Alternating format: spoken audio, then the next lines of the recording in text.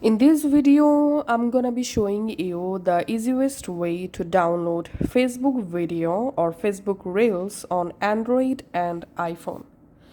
All you have to need, go to your Facebook app and find out the video that you want to download. And make sure the video privacy selected to public. So as you can see, this video is a public video.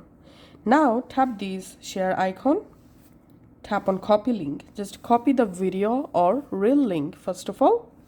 Now on your phone, you have to open a browser.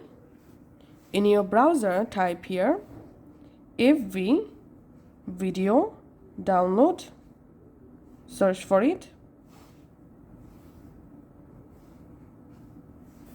As the search results, you get lots of website. You can easily use any of the website to download the video.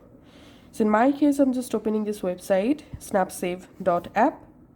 And now in this field, we have to paste the video or reel link and tapping on download. And then we can see the video preview showing, and here select a video quality to download.